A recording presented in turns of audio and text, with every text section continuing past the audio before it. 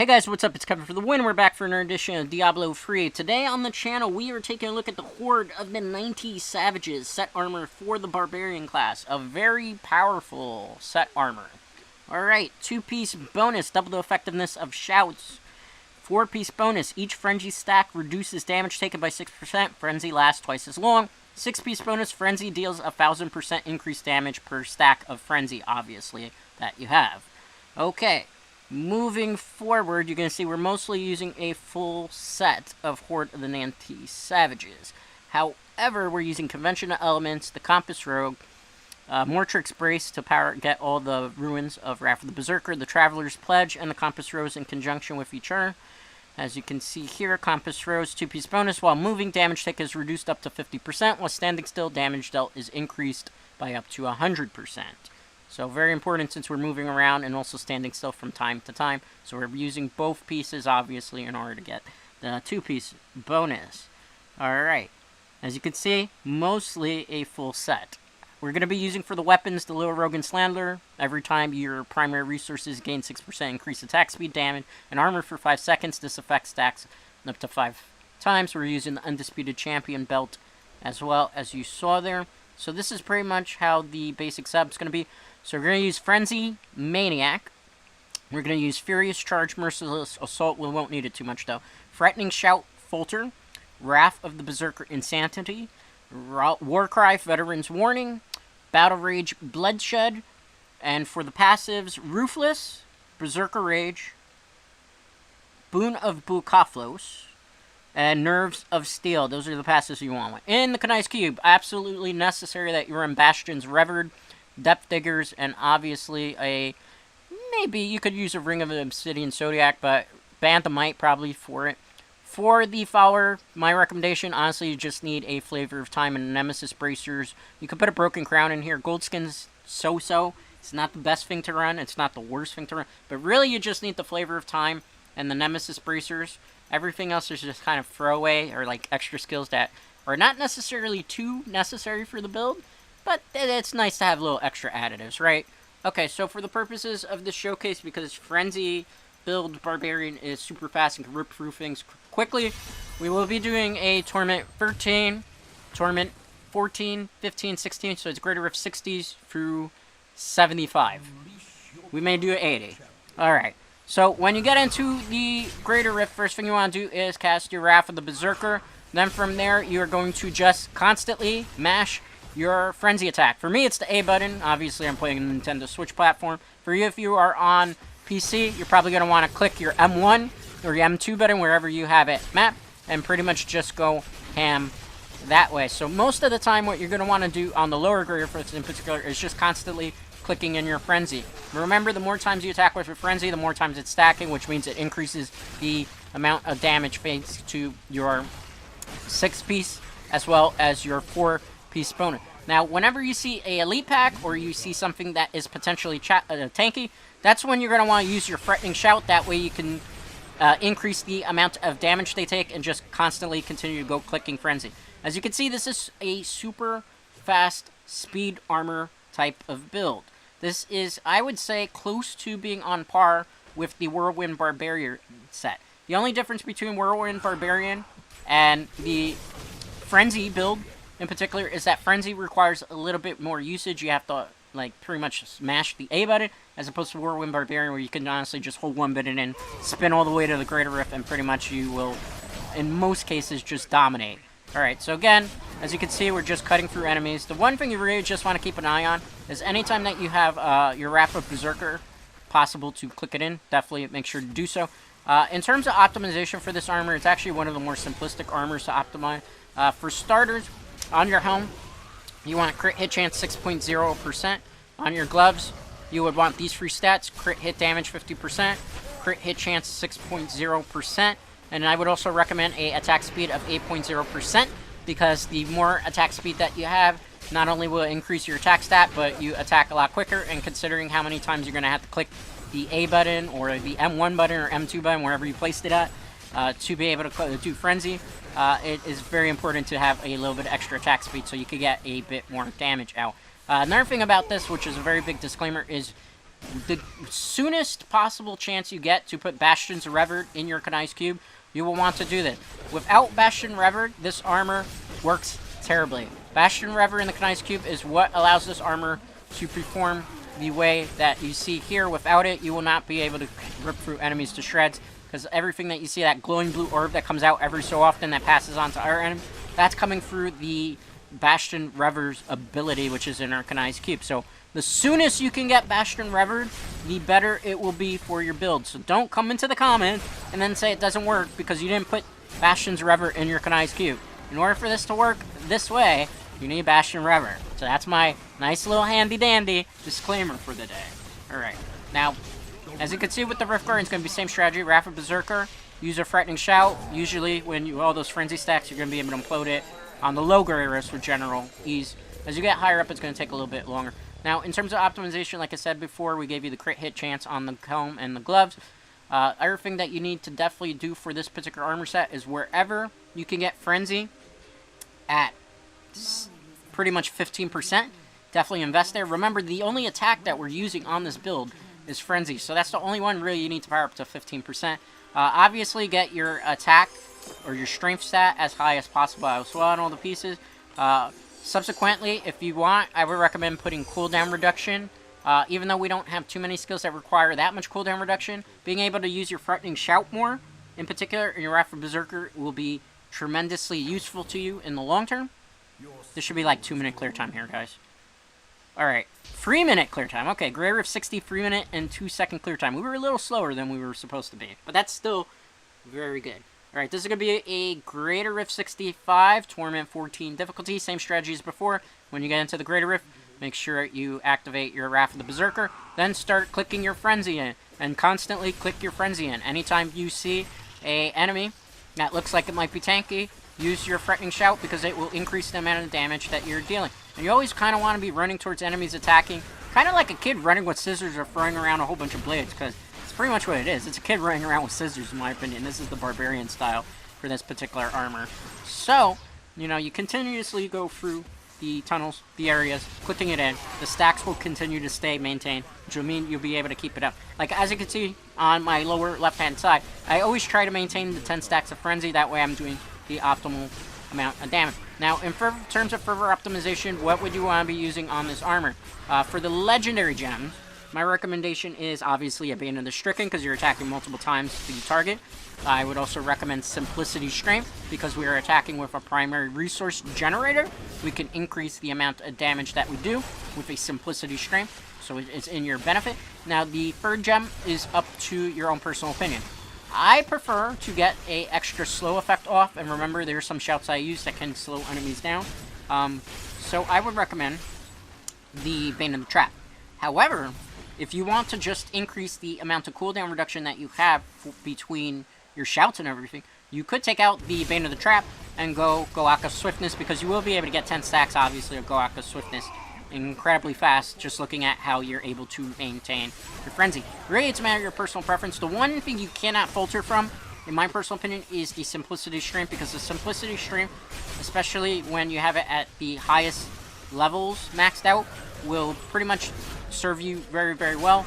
Without it, you're not able to climb as high in the Greater Rifts or be able to speed farm as fast as possible. The good thing about Horde in the 90 Savages, as you're bored with Whirlwind, is that this is a very good, solid speed build. It's great for speed farming. It's great for speed Greater Rift farming as well. Getting keys, getting augmentation. So it's definitely very good.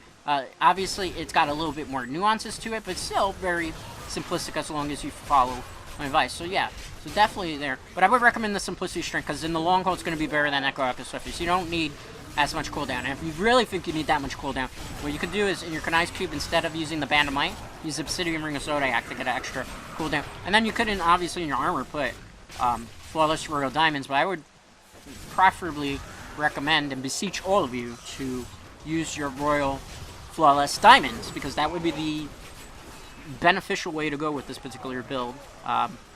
So, you know, it's a matter of your own playstyle and preference. Like I said, this is a build. It is not, it's a recommendation. It is not the end-all to be-all. Obviously, there's going to be different types of builds depending on what people like and they prefer and their playstyles and whatnot. This is the one that I feel works the best, particularly for people who may just be starting in Diablo 3 because maybe they caught it on a sale, because it goes on sale a lot on the eShop and as well as other places as well. So definitely that is why I say it's a build. So one of the things is definitely feel free to leave your own personal builds in the comments. Do not link to our content creators' work. Do not link to MaxGG Rolls. If you do, I will most likely have to delete the comment and probably won't even go through because I do have filters on this channel for specific things. So definitely don't link to our content creators' works. That's a no-no. Alright, moving back to the build, like I said, it's very simplistic. Again, Rift Guardian, this is going to be the same thing.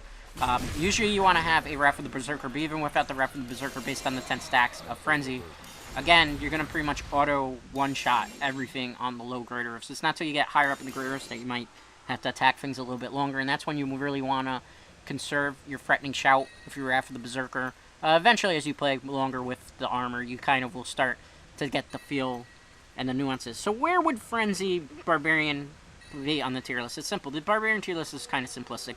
Obviously, the S tier armor would be Whirlwind Barbarian. I would put Frenzy close to S tier, if not like the highest part of high tier.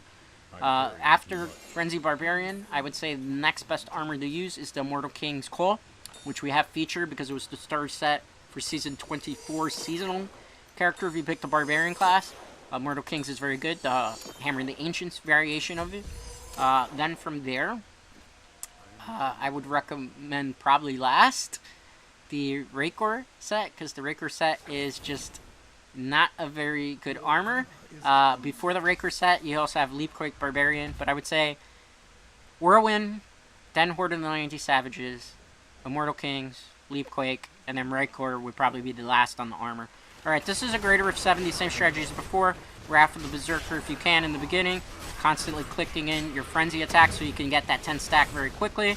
Any time that you run into things that are very tanky, make sure that you are activating your Threatening Shout. That way you can increase the amount of damage you do. And you pretty much repeat those damage rotations, always keeping an eye on your Frenzy. Never really let it drop between the 10 stacks because then you're going to lose out in your particular attack stats. And that is pretty much not something you want to be doing when it comes to the Frenzy Barbarian build.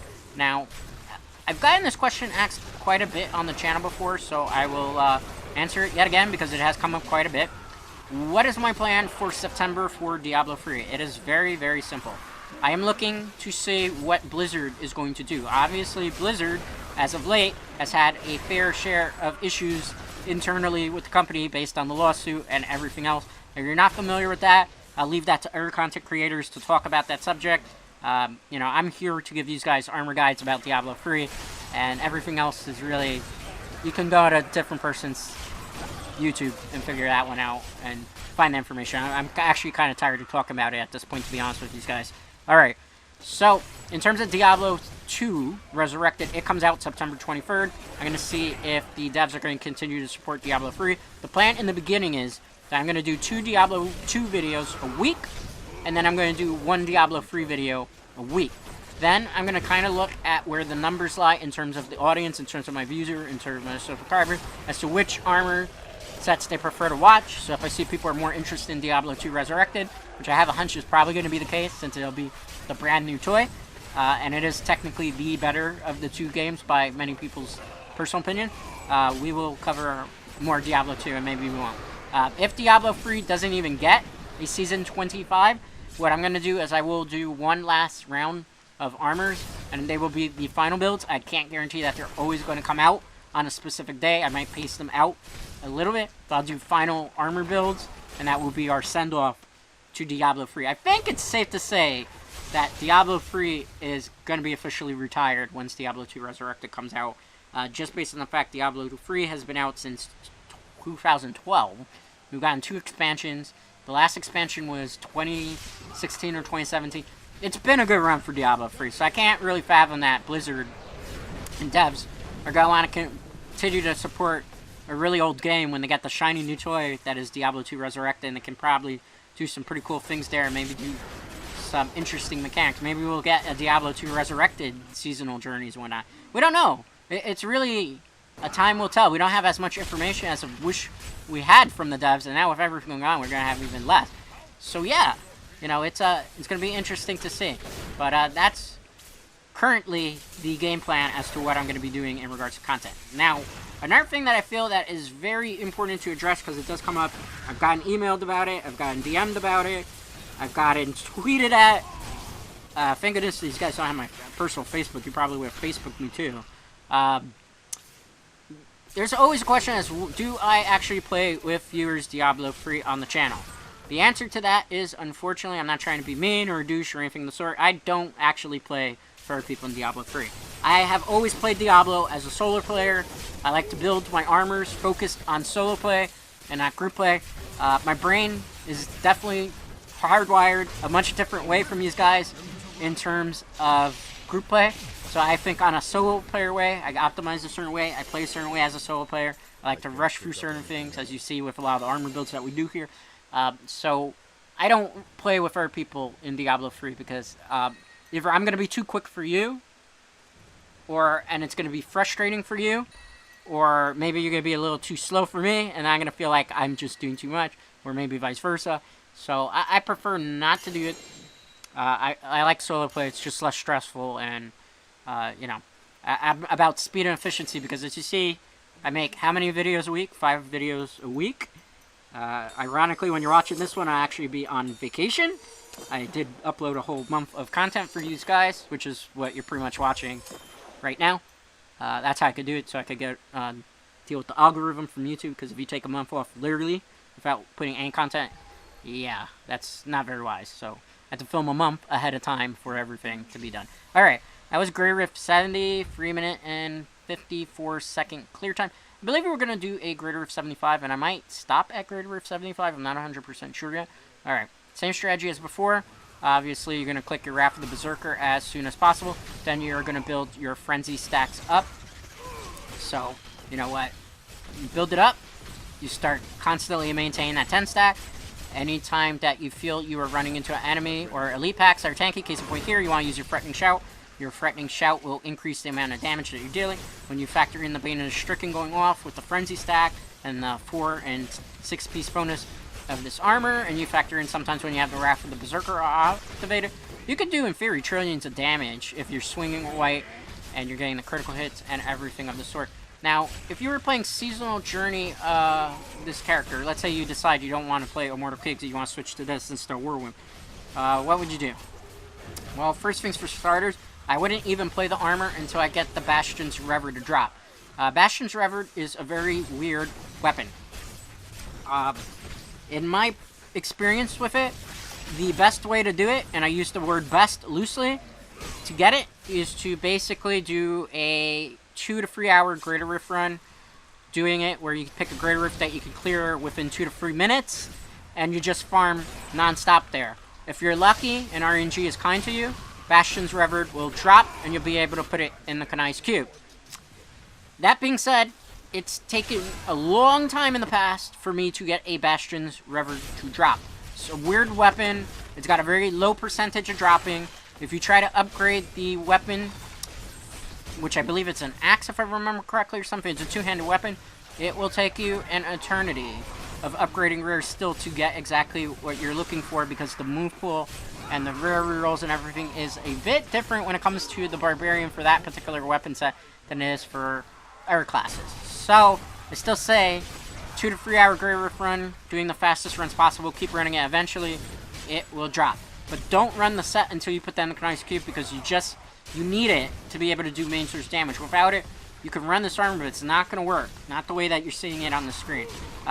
From there, most of their stuff is easy to drop. Obviously, you want ancient legendary pieces on your armor. That way, you can augment the armor with legendary gems. I always say augment with level 80 if you're struggling, and then upgrade them to 100 plus. 100 plus player, because you do more damage long term. This armor, as you can see, super powerful. In the right hands, fully optimized, where you're completely augmented, right stat distribution, everything, so on and so forth. You, in theory, should be able to clear a Greater Rift 135 plus. Depending on your skill level, you might be able to do based on the attack stat here. And I'm not fully optimized. I have full optimization on this armor as of yet. As you can see, certain pieces aren't augmented. You, in theory, should be able to, if you're super skilled and fully optimized, get a Greater 150 solo. If you can't, and you're doing 135 comfortably with a group of 4 that know what they're doing, they're fully optimized, and you're fully optimized, you guys should have really no issue clearing a Greater Rift 150, which is what everybody wants to clear to get high leaderboard placement. If you're playing solo, I'd still say Whirlwind Barbarian is quicker by seconds. Seconds difference, really. It also depends on the dungeon layout sometimes, really. Sometimes you get a good dungeon that will affect your leaderboard play. Sometimes you get a crappy dungeon. You know, it's all part of RNG.